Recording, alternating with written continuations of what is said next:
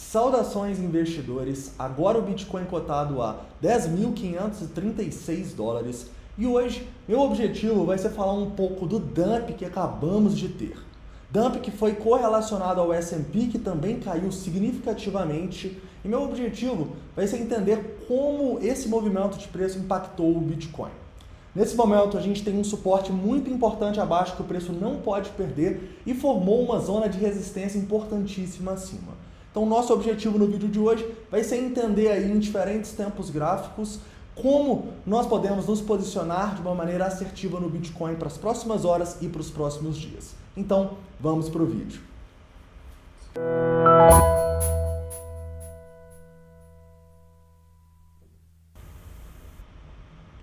Investidores, eu vou começar aqui no 4 horas para mostrar para vocês como essa movimentação do preço pode ter impactado o Bitcoin para os próximos dias e também vou chegar em tempos gráficos menores para te mostrar possíveis oportunidades de curto prazo. Além disso, hoje a gente não pode deixar de falar da notícia que, sem dúvidas, abalou o Bitcoin, mas também os outros mercados globais, né? Que é o Trump suspendeu qualquer negociação de estímulos até a eleição, e isso instalou aí realmente a aversão ao risco do mercado que a gente vem falando com vocês já há alguns dias. Por isso, vou falar um pouquinho aqui também do S&P que despencou e pode estar formando um padrão gráfico muito feio e muito prejudicial para os próximos dias, e um pouquinho do ouro aí também que acompanhou o Bitcoin e o S&P.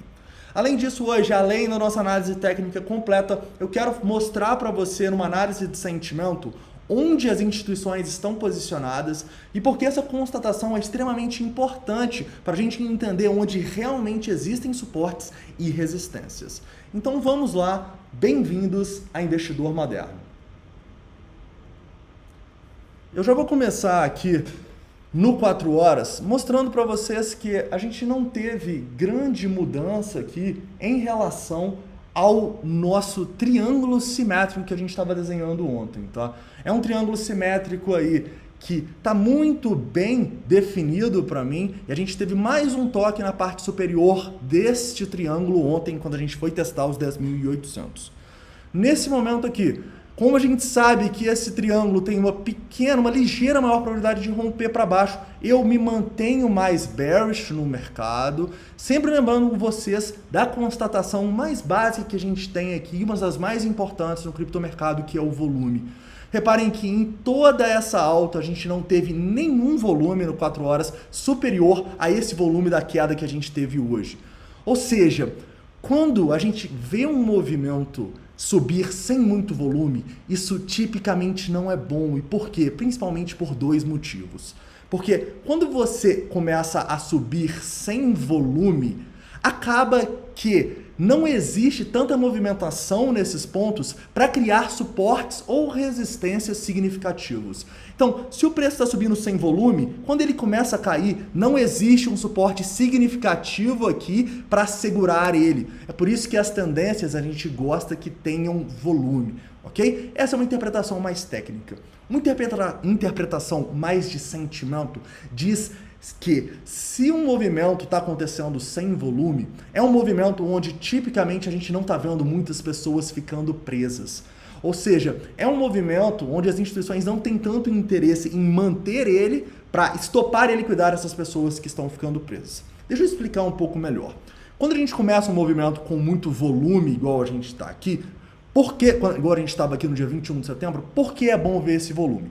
Primeiro, pela análise técnica, porque a gente entende que se teve um volume muito grande nesse candle, muita gente vendeu, mas também muitas pessoas compraram. O número de contratos comprados e vendidos é o mesmo. Então a gente entende que se o preço voltar aqui, essas pessoas que estão presas vão tentar sair, criando uma resistência do preço que não permite ele continuar a subir.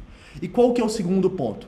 O segundo ponto diz que essas pessoas que estão presas, elas devem ser prejudicadas pelas instituições. Então as instituições têm interesse em continuar esse movimento para estopar e liquidar essas pessoas. Se esse movimento é sem volume, você não tem suporte ou resistência sendo criado e você não tem tantas pessoas presas para o movimento continuar acontecendo, tá bom? Então essa é a minha interpretação aí básica de por que o volume é importante numa análise técnica e também numa análise de sentimento, vocês reparem que é bem parecido, né? Só são insights um pouco diferentes. Então, quando a gente vê esses volumes de recuperação, igual a gente teve nas últimas semanas, sem grande volume, para mim, não inspira tanta confiança, igual a gente tem claramente aqui volumes predominantemente de baixa, tá? Por isso que eu estou me mantendo bearish, mas no longo prazo.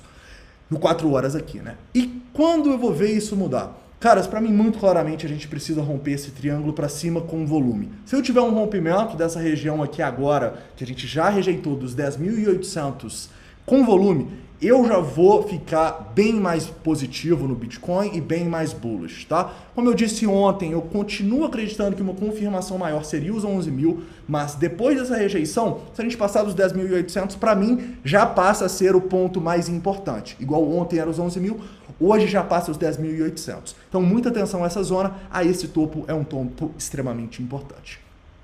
Em relação a suportes aqui, né? Suportes no 4 horas, para mim, não mudou de ontem, tá? A gente continua aqui com o suporte predominantemente mais forte nessa região próxima ao fundo dos 10.400. Se perder esse suporte dos 10.400, eu vejo sim problemas para o Bitcoin. Tá bom? Enquanto não perder, a gente ainda está nesse triângulo. Eu mesmo tendo um viés baixista nesse momento, não consigo ficar tão preocupado assim. Beleza? Mas lembrem-se, eu acho que se perder esses 10.400, aquilo que a gente está esperando já há algumas semanas, o teste lá abaixo dos 9.800 pode acontecer. Então, tomem cuidado, porque claramente essa é uma zona de suporte importante. Não só pela análise técnica aqui, de pontos do VPVR, pontos de fundos importantes, mas também eu vejo aqui que no Tensor Charts grandes instituições estão colocando ordens justamente nesse ponto dos 10.400.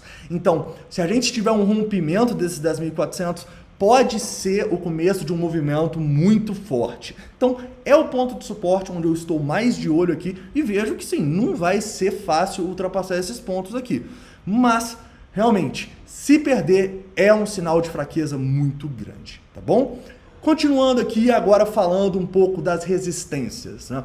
Vocês lembram que eu falei no vídeo de ontem que a região dos 10.650 era o suporte que eu estava esperando romper para shortar? Então, nesse momento eu já vejo aqui ordens nascendo nessa região dos 10.650 como ordens de resistência das instituições. Então, já baixando um pouquinho aqui por 1 hora e tendo essa confluência com a análise de sentimento, eu vejo que aqui muito claramente a gente rompeu a bandeirinha que a gente estava desenhando ontem e a partir dessa região dos 10.650 agora a gente tem resistências significativas, tá?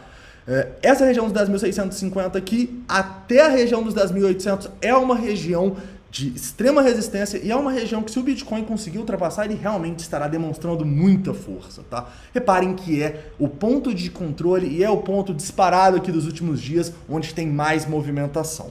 Então, como a gente vinha falando ontem, né? Por que não operar o rompimento desses 10.770?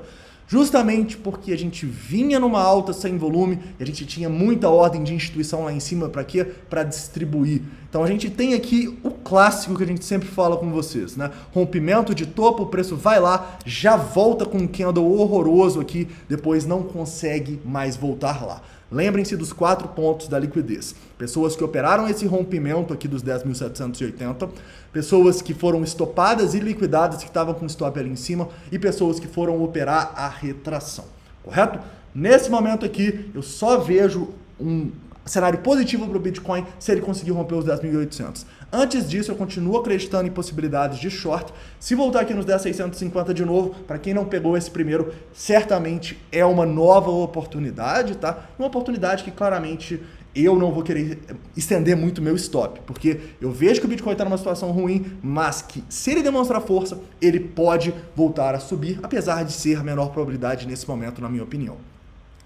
Continuando agora, caras, e falando um pouquinho mais sobre um dos motivos dessa queda do Bitcoin, né? Porque é inegável, quando a gente teve essa notícia do Trump suspendendo a negociação de estímulo até a eleição, a gente viu todos os mercados caírem, né? E muito puxados pelo S&P. O S&P que testou a nossa região de resistência lá nos 3.420, também fez um stop loss hunt, tá? O stop loss hunt, essas armadilhas, não é algo somente do Bitcoin, acontece em todos os mercados. Então a gente vê o S&P rompendo o último topinho aqui, a gente tendo os 4 pontos de liquidez e o preço voltando logo depois, né? Realmente, por sorte, ele não conseguiu romper esses outros topinhos aqui que estavam um pouquinho acima dos 3.420, porque eu acredito que se tivesse rompido com força, com volume, a gente poderia ter revertido essa tendência de baixa no S&P e o Bitcoin teria continuado a subir, tá? Mas com essa rejeição muito clara aqui e muito forte, eu vejo claramente que a gente, neste momento aqui, está formando um padrão de continuação da baixa no S&P, tá?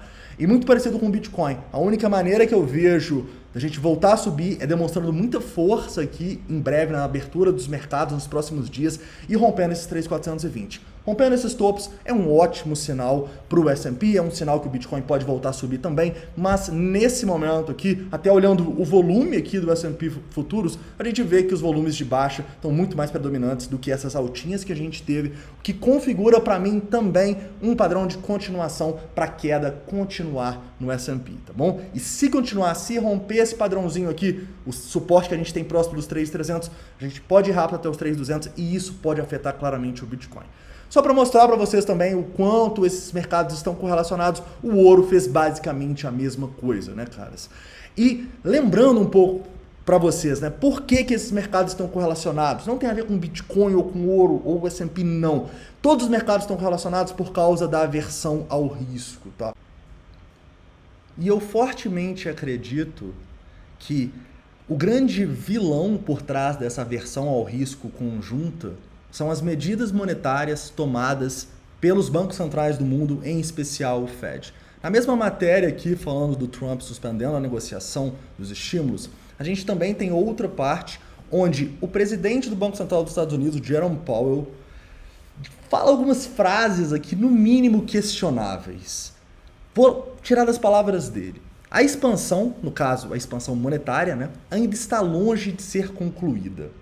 Nesta fase inicial, eu argumentaria que os riscos da intervenção da política monetária ainda são assimétricos. O que ele está querendo dizer aqui?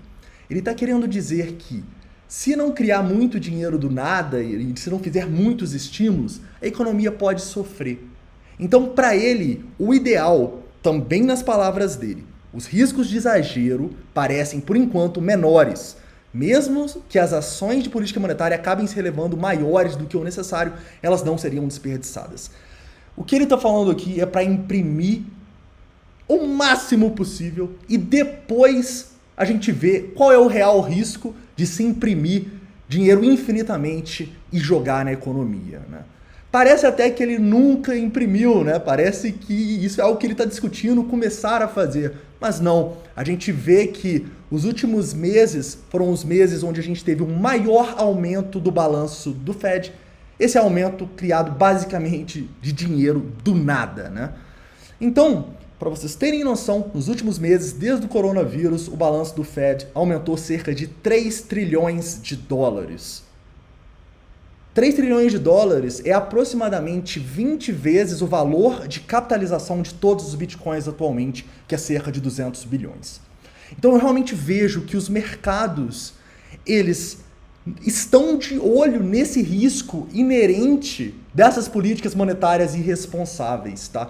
E eu enxergo isso claramente como algo que deve fazer os mercados caírem um pouco mais. O Bitcoin, infelizmente, não vai escapar disso, mas, sem dúvidas, eu enxergo que isso que o Fed está fazendo é a maior campanha de marketing já feita na história para o Bitcoin.